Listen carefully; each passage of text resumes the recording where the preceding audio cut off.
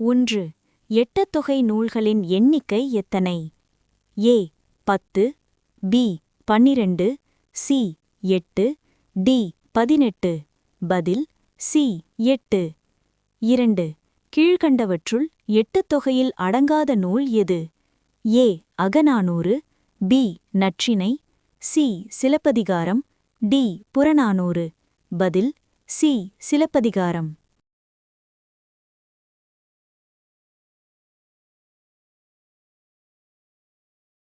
3. சங்க இலக்கியத்தின் முதற்காலத் தொகுப்பு எது?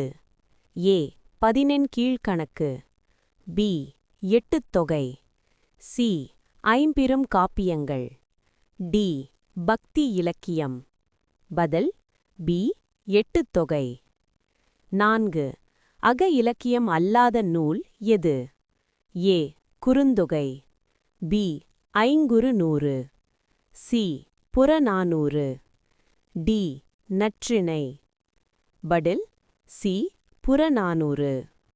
5. ஐங்குறுநூறு பாடல்களின் எண்ணிக்கை. A 100, B 400, C 500, D 150.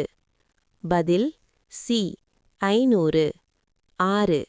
ஐந்திணை அடிப்படையில் அமைந்த நூல் எது? A 10, B Purananuru, C Akananuru, D Paripadal. பதில் சி அகநானூறு. 7. புற இலக்கியத்தை சேர்ந்த நூல் எது?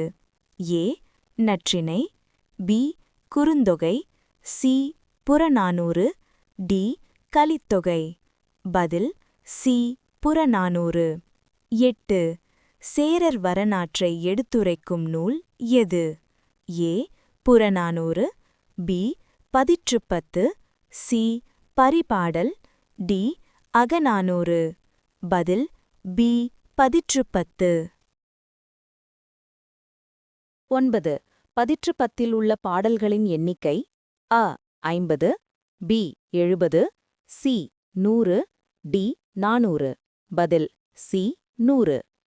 10. இசையுடன் பாடப்பட்ட எட்டுத்தொகை நூல் எது? அ Kalithokai, B Kurunthokai, C Paripadal, D Natrinai. பதில் சி பரிபாடல்.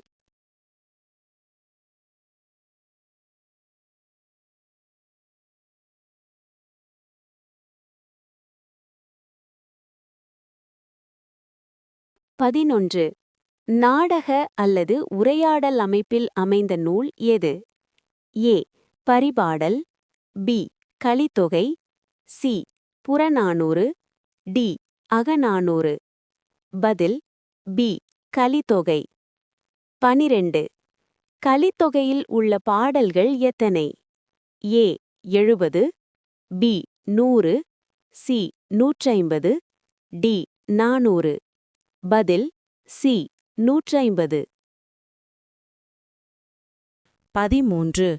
புறநானூறு பாடல்கள் எத்தனை? A 300, B 400, C 500, D 100.